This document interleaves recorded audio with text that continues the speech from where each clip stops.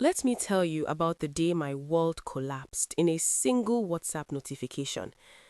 I am standing in my one-room apartment in Yaba, Lagos, holding my phone with both hands like it might explode. The bank alert glows on my cracked screen. N 45,000 naira debited. Sent to Kunle.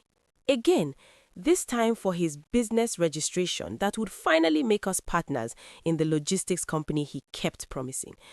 I smile, imagining our future, imagining the wedding he swore would happen by December. Then I open WhatsApp to send him a sweet message. His profile picture is gone. Blank gray circle. I frown and type, "Baby, got the alert?" One gray tick, not delivered. I refresh. Still one tick. My heart starts beating faster. I switch to Instagram. His account doesn't exist. Facebook, I can't find him. Twitter, gone. In the 60 seconds it took for my bank alert to arrive, Kunle Adeyemi vanished from my life like smoke. And I am standing here, my rent money gone, my heart pounding, my mind refusing to accept what my gut already knows. I have been played. My hand starts shaking so violently I nearly dropped the phone. No, no, no, no, this cannot be happening. Not to me, not after everything. I tell myself it is a network issue. Maybe WhatsApp is down. Maybe his phone got stolen. I grab my laptop, my fingers fumbling on the keyboard as I check down detector. WhatsApp is working fine. Everyone else's messages are delivering, just not mine. I borrow my neighbor Auntie Blessing's phone, my voice cracking as I ask, pretending my phone is faulty. I dial his number with trembling fingers. It rings once, twice, 5 times, 10 times. He does not pick up, but the ringing means his phone is on, which means he is seeing my calls, which means he is deliberately ignoring me. I hand the phone back to Auntie Blessing, mumbling my thanks, unable to meet her knowing eyes. Back in my room, I sit on my bed in the dark, the silence so thick it feels like drowning. That is when the tears start. Not the gentle kind, the ugly, choking kind that come from somewhere deep in your chest where shame and disbelief live together. I cannot sleep. I lie there staring at my ceiling, my mind replaying everything like a Nollywood movie on repeat. How did I miss the signs? I grab my phone and open our chat history, scrolling back through 6 months of messages. "Good morning, my queen. You are the only woman who truly understands me. I cannot wait to make you my wife. My business is almost ready. Then we will start our lives together." The messages blur through my tears. Then I start noticing something strange. I sit up in bed, wiping my face, squinting at the screen. Every time Kunle said, "I love you," or "I will marry you," there was a request for money within the next 3 messages. Every single time. "Baby, I love you so much," followed by, "The investors need to see serious capital. You are my future wife," followed by, "Hospital emergency, my mother. I thank God for bringing you into my life," followed by, "Customs delayed my container." My stomach turns. I run to the bathroom and throw up. By morning, something has changed inside me. The tears have dried up overnight, replaced by something colder, harder, anger. I sit at my small table, make a cup of gari, and open my laptop with shaking hands. If Kunle thinks he can just disappear, he is very wrong. I type his name into Google, Kunle Adeyemi, Lagos. Nothing useful comes up, just random LinkedIn profiles that are not him. I try Facebook again, this time using the search filters. I find an old account, not the one he showed me. The privacy settings are weak. I click through. There are photos from 2019 before he became careful, and then I see them. Comments from different women. Under a photo of him in a suit, "My king, God will continue to bless your business." Under another one, "Thank you for everything, baby." Under a third, "I am praying for us." Different women, different timelines, same energy, same tone. My heart is pounding now, but not from sadness, from something else, something sharper. I screenshot everything. This is not heartbreak anymore. This is a mission. I zoom into the comments, reading names. One catches my eye, Chiamaka Obi. Her profile is public. I can see she's from Enugu, works in banking, around my age.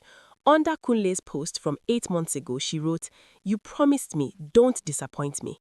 I stare at those words. They sound exactly like something I would write.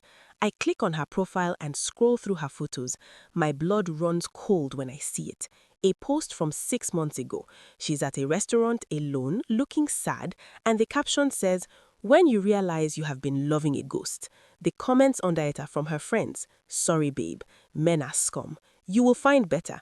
I take a screenshot. Then I do something crazy. I sent her a message. "Hi, I know this is random, but I think we know the same person.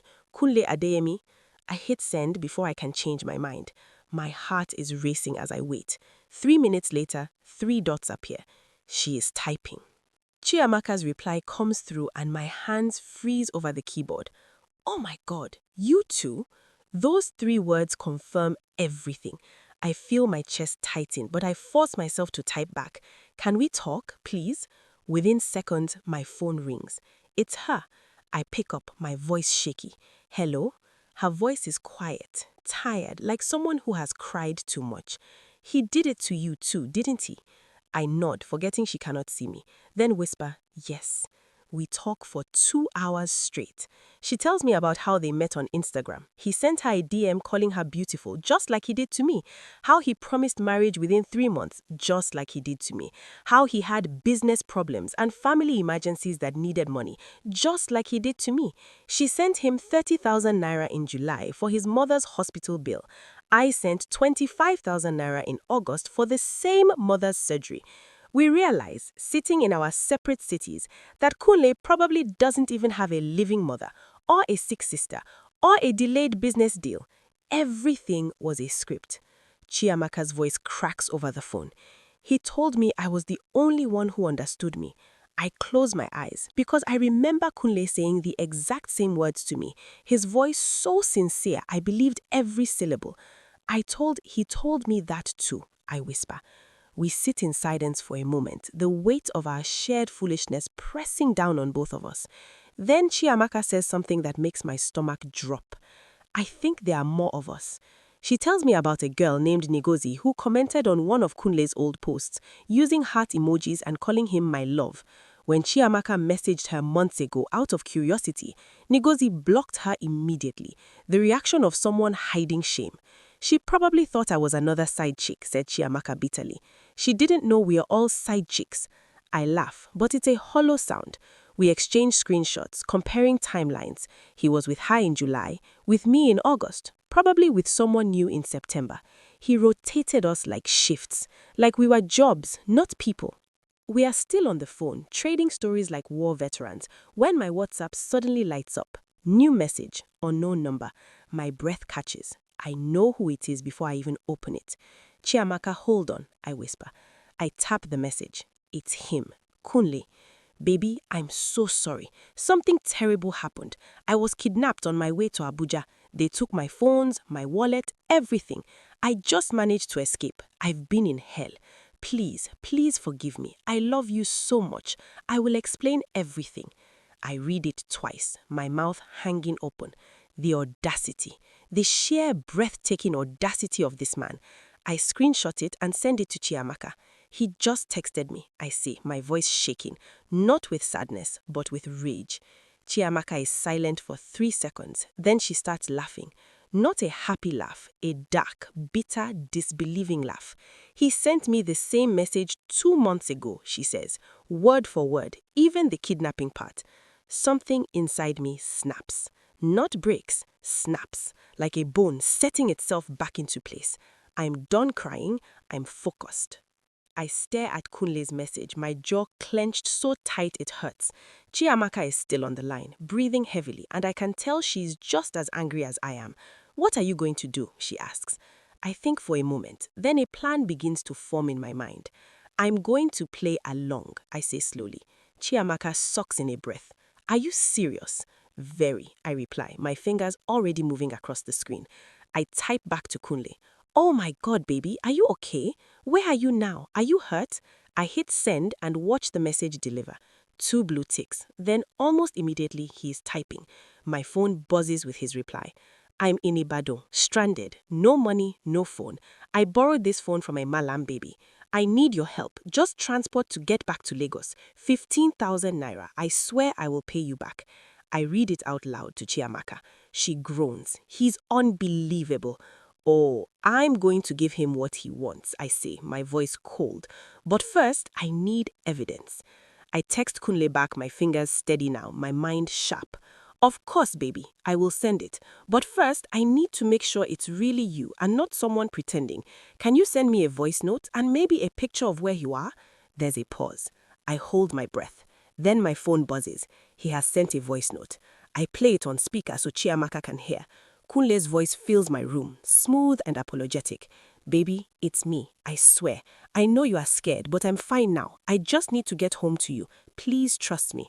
Then a photo comes through, a blurry selfie of him standing on a street that could be anywhere.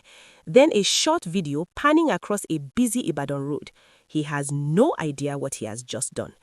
He just gave us everything. Chamaka breathes. I smile for the first time in days, but it is not a happy smile. It is the smile of someone who has finally seen the trap clearly. I save every file. Voice note, photo, video.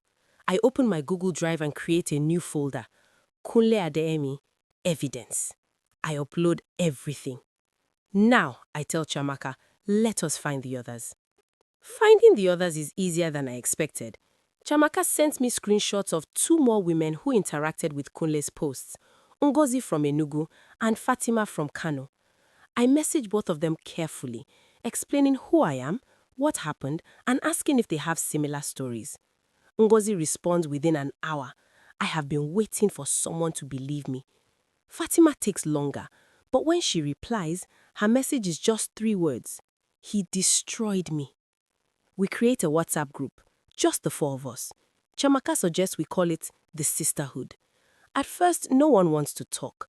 The shame is too thick, too suffocating. We type and delete messages, unsure of how to begin. Then Ngozi breaks the silence. He told me his mother had cancer, stage 4. I sent him 40,000 naira for chemotherapy. My heart stops. I type slowly.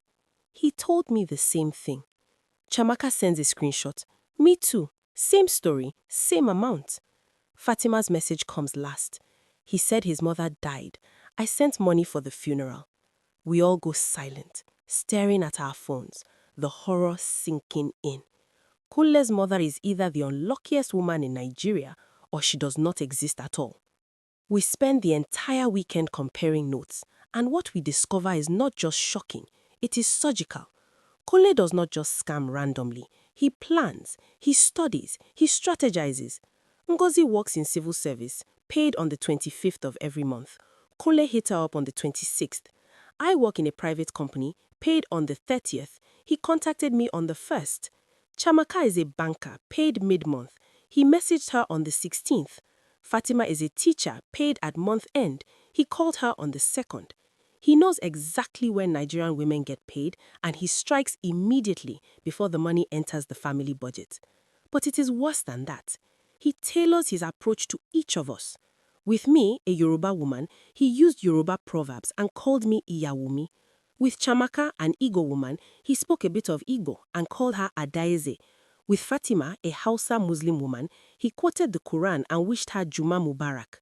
He studied our cultures, our religions, our weaknesses. This man is not a scammer. He is a psychological engineer. The more we talk, the clearer the system becomes. And honestly, it is terrifying. Kunle weaponizes everything we value. He knows Nigerian women are raised to be caregivers, so he invented sick mothers and dying sisters. He knows we are raised to respect men with ambition, so he invented businesses that were always almost successful. He knows we are raised to value marriage above everything, so he dangled wedding bells like bait. But here is the sickest part. He uses our faith against us. With me, he sent Bible verses every morning. Proverbs 31, Ephesians 5, all the verses about virtuous women and submission. He made me feel like helping him was godly. With Fatima, he quoted hadiths about supporting your husband and being a righteous wife. He made her feel like sending money was an act of worship. Chamaka was the same.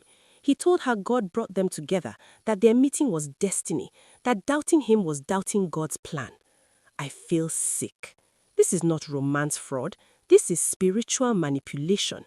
This is evil packaged as love. By Monday, I have stopped crying entirely. Something has shifted in me. Something fundamental. I am no longer heartbroken. I am focused. I open a Google Doc and start building a case like I'm a detective. I create sections, timeline, transactions, screenshots, voice notes, lies. I list every naira I sent him. 10,000 naira in June for police clearance, 25,000 naira in July for business registration, 18,000 naira in August for hospital emergency, 45,000 naira in September for customs clearance, total 98,000 naira. Chamaka's adds her receipts, 30,000 naira in April, 20,000 naira in May, 35,000 naira in June, total 85,000 naira.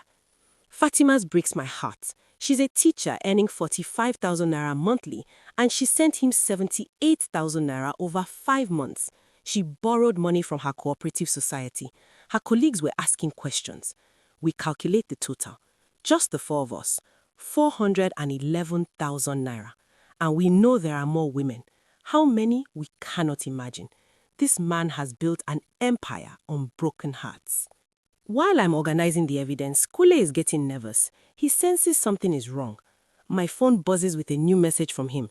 Baby, why are you quiet? You have not sent the money. Are you okay? Did I do something wrong? I stare at the message, my face blank. Chamaka calls me. He's panicking, she says. He messaged me too, asking if I have been talking to anyone about him. I smile, a cold smile. Good, let him panic. I reply Kunle calmly, sweetly. Sorry, baby. I've been so busy at work. Network has been terrible. I will send the money tomorrow morning, I promise. He replies immediately, Thank you, my love. I am the best thing that ever happened to me. I can't wait to marry you. I screenshot the message and add it to the evidence folder. Every word he sends now is another nail in his coffin. Chamaka is doing the same. So is Ngozi. So is Fatima. Word for word. Copy, paste, send. Even in his panic, he can't help himself. He's still running the same script, still manipulating, still lying. The man is pathological. On Tuesday evening, Ngozi drops a bombshell in the group chat that changes everything. I found his real surname and his hometown. We all go silent, staring at our phones. She sends a screenshot, a Facebook post from 2018, back when Kunle was careless. He's tagged in a family photo at a wedding. The tag reads, Kunle Adeyemi, Ogunliye, location Ijebu-Ode, Ogun State. I feel my heart pounding. This man told me he was from Ekiti State, told Chamaka from Ondo State, told Fatima from Kwara State. Every origin story a lie. Every detail of his life fiction. Ngozi continues typing. I also found his brother's profile. He's a mechanic in Ijebu-Ode, very active on Facebook. She sends screenshots, the brother's photos, his posts, his friends list. And there, buried in the brother's friends list, we find more women. Women who commented on old posts. Women who look like us. Young, hopeful, kind-faced. Chamaka types what we're all thinking. How many of us are there? No one answers because the truth is too horrible to speak out loud. I decide to get advice. I call my cousin Tunde, who works for a social media manager in a PR firm in Leko. I trust him. He's older, smarter, and he has seen enough Lagos wickedness to not be shocked. I explain everything, my voice steady, no tears. He listens quietly, only interrupting to ask questions. When he finishes, he's silent for a long moment. Then he says, Cynthia, I know you want to destroy this guy. I understand, but you need to be very, very careful. Why? I ask. Because Nigeria has defamation laws. If you post his name and face without solid proof, he can sue you. And if he's smart, he will. My stomach drops. So what do I do? Tunde thinks for a moment. You focus on the pattern, not the person. You expose the system, not just the man. You post facts, not emotions. Receipts, not insults. Make it educational, not personal.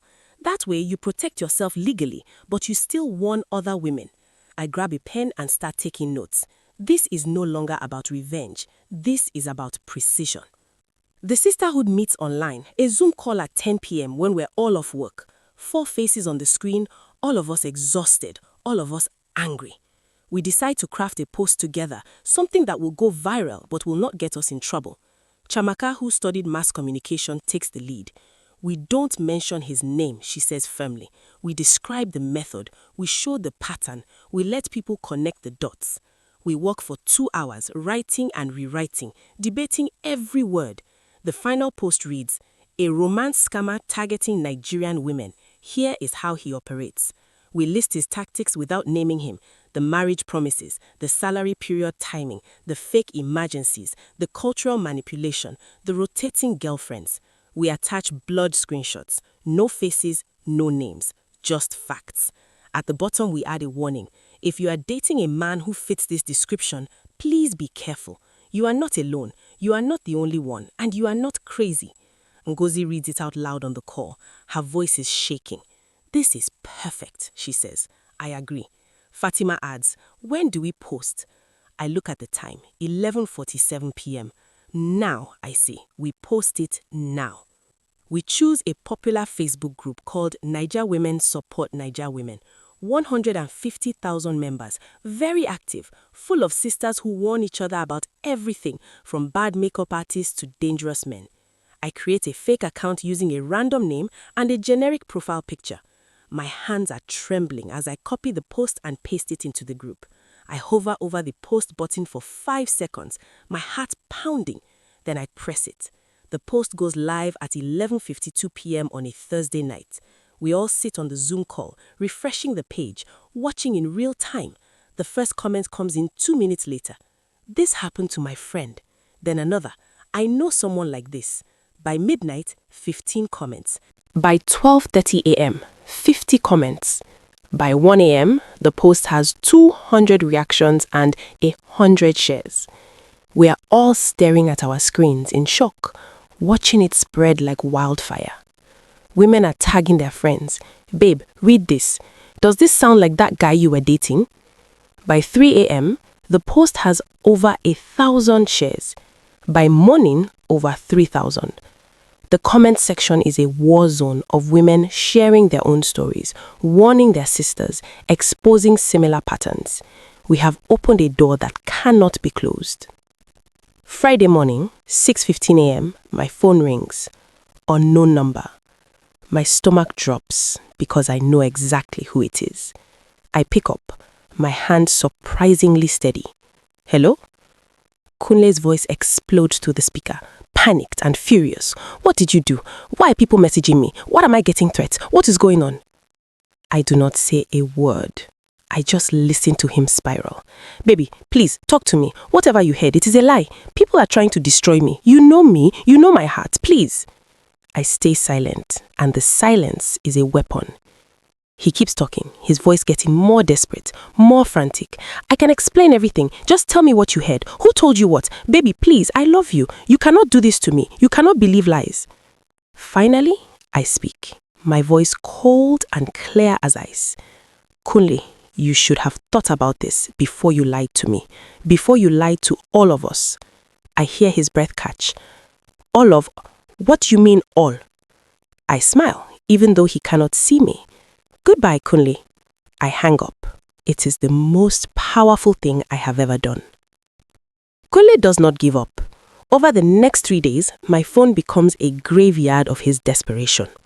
Friday afternoon: "I will destroy you. You do not know who you are dealing with. I have people. I will make you regret this."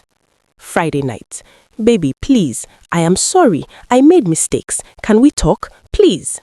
Saturday morning: "You are evil. You are a wicked woman. God will punish you for ruining my life." Saturday night: "I am begging you. I will pay back every kobo. Just stop this, please. I am on my knees."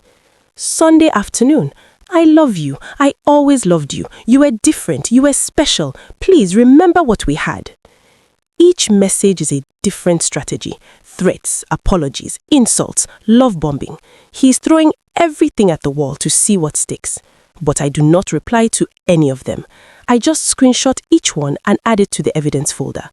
Chamaka gets the same messages. So does Ngozi, so does Fatima. Word for word. Copy, paste, send. Even in his panic, he cannot help himself. He is still running the same script, still manipulating, still lying. The man is pathological. By Monday, something bigger happens. A popular Lagos blogger, the kind with 500,000 Instagram followers and blue verification, picks up the story. She does not use Kunle's name, but she posts a long thread about romance scammers targeting Nigerian women, detailing the exact pattern we described. They exploit our culture, they weaponize our faith, they manipulate our desire for marriage, and they operate like businesses, professional, strategic, heartless. The thread goes insanely viral. 10,000 retweets. News websites pick it up. Pulse Nigeria, Legit.ng, Linda Ekeji's blog, BBC Pidgin even covers it. Radio stations in Lagos, Abuja and Port Harcourt start discussing it on morning shows. By Tuesday, romance scammer is trending on Nigerian Twitter. Women are sharing stories. Men are defending themselves. Pastors are preaching about it. The conversation has exploded beyond what we ever imagined. And somewhere in Lagos or Ibadan or wherever he's hiding, Kunle is watching his entire operation collapse in real time. His playbook has been exposed. His methods are now public knowledge. He can never use them again. Wednesday afternoon, Ngozi sent a message to the group that makes my heart skip. Banks are flagging his accounts. She works in banking, so she knows people. Apparently, multiple women have reported suspicious transactions to their banks, all leading to accounts connected to Kunle Adeyemi Ogunleye. The banks are freezing funds, launching investigations. Then Fatima drops an even bigger bomb. I reported to the police, cybercrime unit. They are building a case. My hand starts shaking as I read her message. This is no longer just social media drama. This is real legal consequences. Chiamaka calls me immediately, her voice high with disbelief. Are we really doing this? Is this really happening? Yes, I say, still processing it myself. Yes, we are really doing this. That evening, my phone rings. Unknown number. I pick up carefully. Hello? A calm male voice. Good evening. Am I speaking with Miss Cynthia? Yes. Who is this? Inspector Ibrahim, Nigeria Police Cybercrime Division. We received your name from another complainant. We would like to take your statement regarding one Kunle Adeyemi Ogunloye. I sit down slowly, my legs suddenly weak. Yes, sir. I can do that. 24. Thursday night, alone in my room, I receive one final message from Kunle. It comes at 2:47 a.m., the hour when people send messages they have been drafting all day, deleting and rewriting, trying to find the perfect words. It is long, too long, rambling. Please remember what we had, it begins. It was real. I know you do not believe me, but it was real. I loved you. I still love you. You made me want to be a better man. Yes, I made mistakes. Yes, I lied about some things. But my feelings were never a lie. You have to believe that. Please do not let them destroy me. You know my heart. You know the man I really am. Do not throw away what we built. We can fix this. We can start over. Please, I am begging you. Do not let me lose you. I read it twice, my face completely emotionless. And then, like a light turning on in a dark room, I finally understand something that has been hidden from me all along. Kunle never loved me. He studied me. He learned my insecurities, my dreams, my fears, my weaknesses. He took all that information and he used it like a weapon. What I thought was intimacy was actually research. What I thought was connection was actually strategy. What I thought was love was actually a transaction. He is a scientist, and I was his experiment. The realization is painful, yes, but it is also liberating. Because now I know nothing I did could have changed this. This was never about me. It was always about him. I block Kunle's number without replying.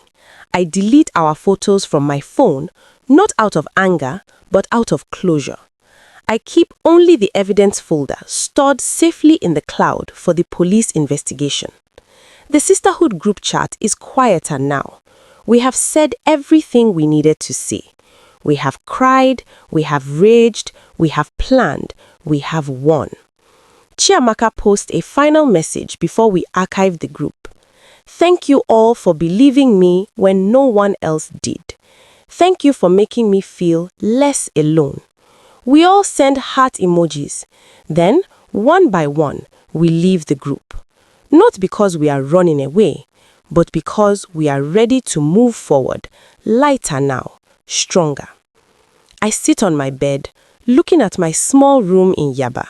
The same room where I cried myself to sleep for weeks. The same room where my world collapsed. The same room where I rebuilt myself. And I make a decision. I will tell this story. Not because I am ashamed. I am not.